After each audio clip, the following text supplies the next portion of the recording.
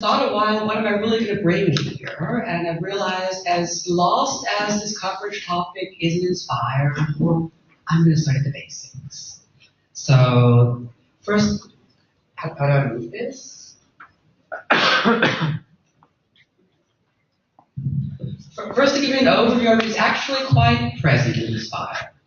So I mean, we've got these, I don't know, 7 themes at least, where we've got coverage-based models in the data specification. There's several more where it would actually totally fit. I mean, species distribution had it in the first version, lost it. The statistical data would actually need it, because the way the demographic data is currently provided, the only thing that's clear is its use. And I took a close look at this a few years ago and realized, actually, it's also a coverage model. And they've been trying to basically recode coverage as something really complicated and unusable. This would make it easy. So we've got all of these bits where it should be used. The cool thing I know is nobody's using it because it currently can't be really used. The way that all of these schemas have been made, you cannot put this online via a coverage service. I will explain the details a little bit later in this talk. We've found a workaround now, so we do have some stuff running, but it's a nice proof of what could be there, but isn't because of... Next question. Okay, so I'm going to go into a bit more details. What are these coverage things? So what I've seen is that basically everybody is so terrified of it, they take a look at it, they just run away screaming, and I did this also for many, many years until I realized, okay, I have to look at it, and now I'm going to try and explain what I've figured out to the rest of you. So the historical background, it comes from the satellite imagery, ortho imagery, so basically raster images from on high. You've got something up in the sky, you look down, you put some sort of a rectangular plot on the ground, and you fill in the dots. And it's usually some sort of an image format, be it, I mean, ortho imagery is clearly an image, but satellite images also. So that's also why they're using all sorts of different TIFF, JPEG, classic image formats. But one of the things which often gets missed here is it can be an image, or actually it can even be an image format, but what do the individual pixels represent? Is it a color or is it a number? And the moment you pull yourself back from the fact that it's a pixel, it becomes a very nicely encoded data format for any kind of numbers. Okay, so this is the background, but it's going more and more also into other types of grid data. I mean, it's becoming classic for things like land cover, anything where you've got a grid, a raster across your spatial and are filling the dots. This is what's made for. And so what are these things? And the one bit I've been mentioning grid regularly, we have what we call the domain. That's what is the area we have values for. And then you've got a description of what type of values are being provided.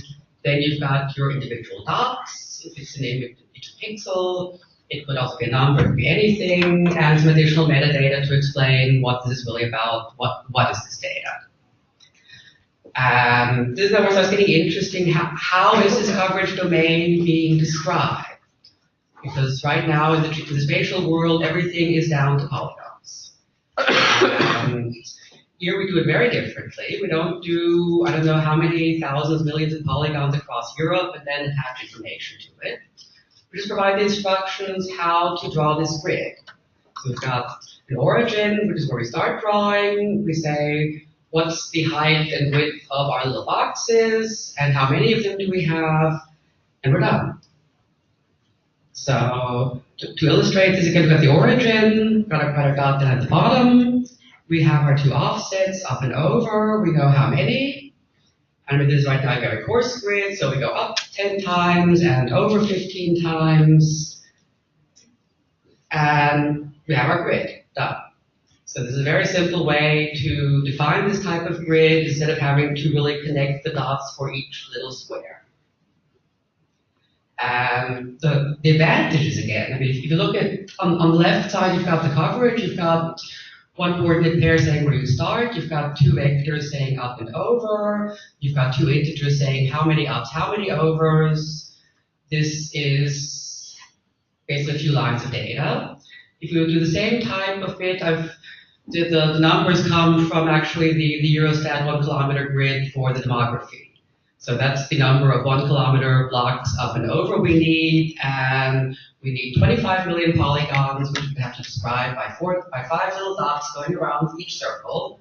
So we've got about 200 megabytes just to describe your grid. And that's already one major difference, so you can cope with this. You're not being just strangled by the quantity of data.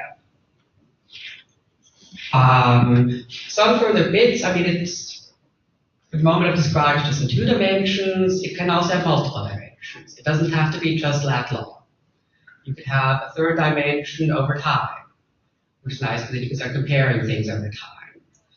You could do any sort of stratification. This is why I'm seeing the various demographic data from Eurostat would fit in beautifully, because you can, for each square, you can say not just a number, but you can then stratify it by age, by gender, by education, by what you want, and then pull out the information you really need. And actually, the way the coverage standards are going, we don't even really need to be constrained to this grid. We could even apply this whole logic to nuts regions. Okay, what is the range? This is now the data payload. We have our grid, which we simply constructed a few slides earlier. And when you basically start doing this sort of improvised land cover, everywhere where I saw more than 50% land is green, and the rest is obviously water. So I mean, this is a very, very coarse pixelation. This is sort of the classic stuff that is used to, it's more of an image seen from the sky. But it could also be codeless values. So instead of having green and blue, we could say L is land, W is water. It could also be numbers. It could also be the population or the average income or whatever in these gridded blocks across Europe. And this can be provided in all sorts of different formats. So this various image formats.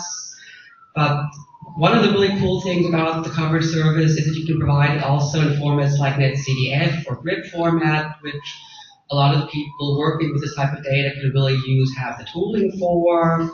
And you have a whole set of just different sort of more numeric formats. You can provide it as XML, as JSON, as RDF. There's a CSV encoding. So there are many different ways for the user to really interact with this data. You're not predefining how can you use it.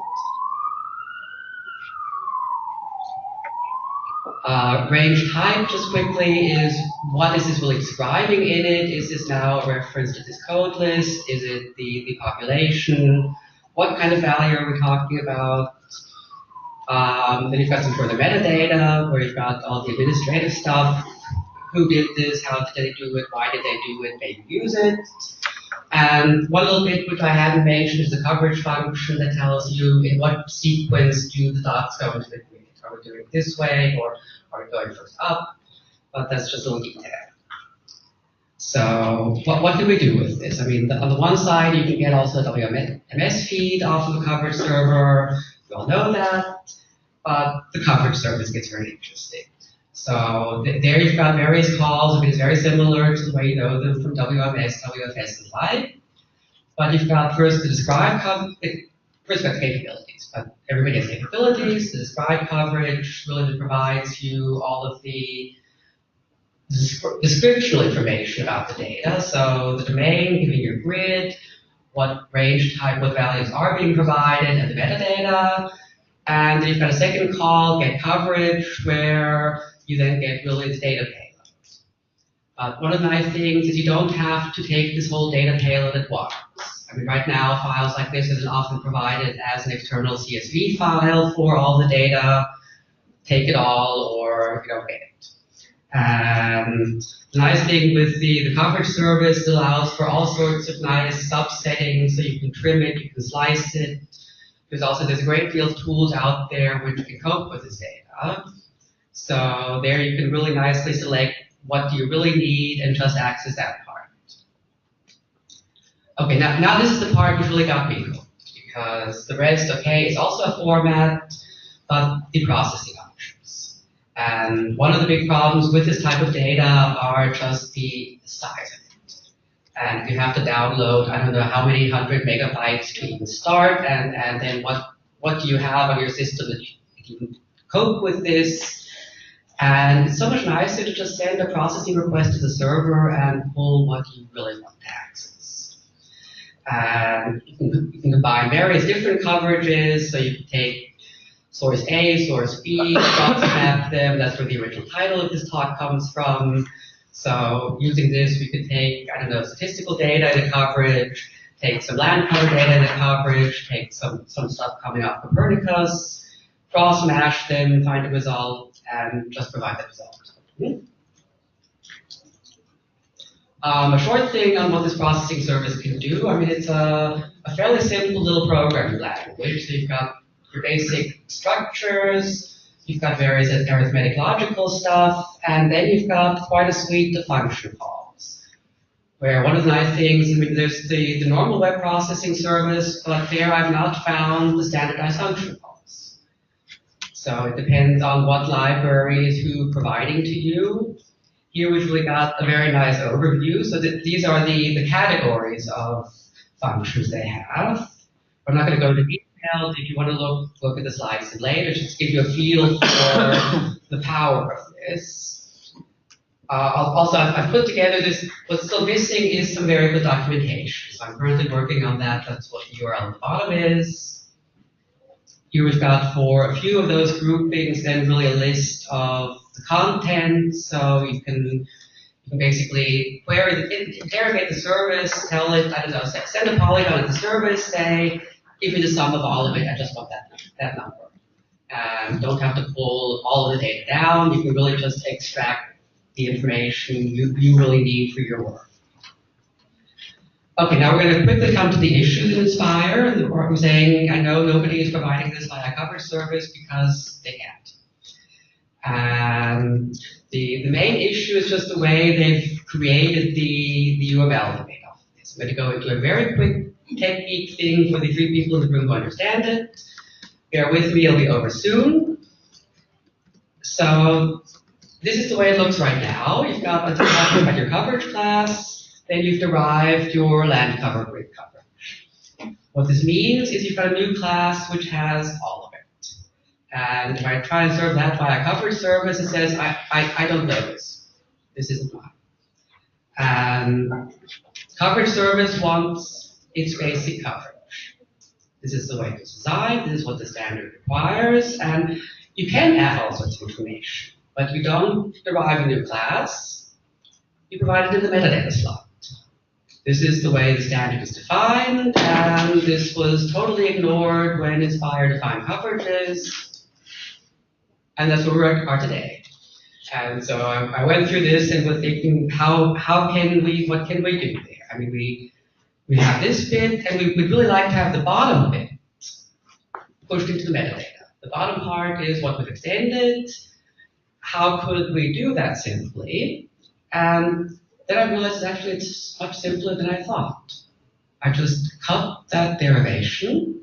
I ended up doing this in Notepad. I just took the XSD, I replaced where it's deriving from the coverage thing with abstract feature. Suddenly the extension just creates a GML feature, and that you pop in the metadata, and it works. But nobody's bothered to do this. So I have it now running for land cover. I've got the land cover demo services, and we'd have to see where we take this. Okay, yeah, now I've got the nice thing that would be the new bit I made, which is just this metadata extension instead of the really derived coverage type. Here we've got a bit more to make something pretty usable for you all to show you who it is. So on the one side it shows what type of interfaces you have available. There's much more tooling out there than you think. Now I've got just some pretty pictures to show you that we can do pretty things with.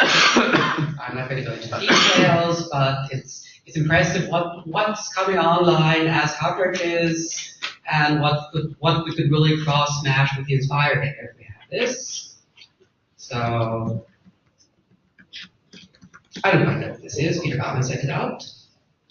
Okay, so what are the real advantages? Summary, it's much more compact in the encoding. I mean, it's really thought through how do we pack this type of data and make it available in the same manner via the web. You've got an amazing amount of different standardized result types. So basically anybody who needs this data can access it in the format they're most familiar with. There's quite a lot of tools out there, both for processing and for visualization. It allows for very nice selective data access, so you just pull the data you need. And with the processing service, you've got the wonderful potential to not even have to download the whole shebang. You can just tell the service what you need and get the result. Questions?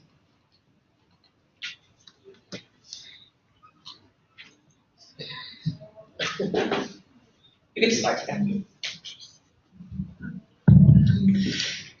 Yes, I have a question about because in cartography, in topography, we've seen a new technology arising, but it is machine learning assessment based on point clouds, for instance. And I was wondering if in the coverage domain it was the same situation, where you had more and more people coming from the machine learning community that were deriving new coverage data. I'm not aware of anything working there. This is also fairly new territory for me. I've been working on the sensor web in Inspire to date, and then realized actually coverages are big fat sensors. And that's why I've now included it in my portfolio. But it seems logical. It will make a lot of sense because the raster type is just much more affine to big data number crunching. I can imagine with polygons not seeing where to hook into it, and the moment you've got big arrays, you can just do your array magic on it, and something will come out and something will be impressive. Sorry? Yes. Who are or who would be the users able to use these web coverage processing services? Where to find them? That is right now still the tricky bit. I mean, it's, as with all of Inspire, I think it's less even a problem that it's complicated, it's poorly documented. I think half of the problems would be solved if somebody would put out the funding for handbooks, how to really do it, and just examples. It is so hard to find valid examples which really work to see what should this look like.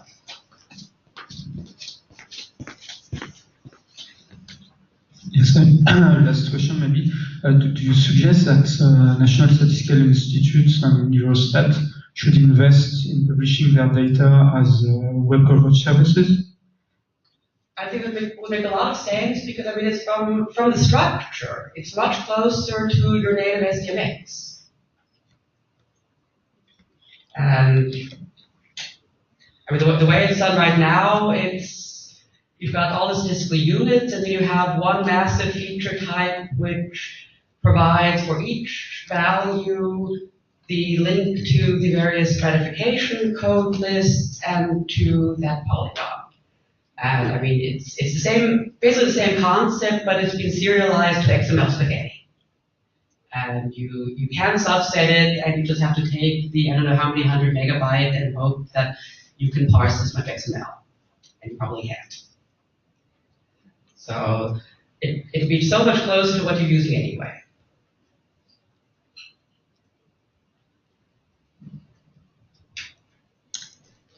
Okay, I still one question now. Okay, thank you.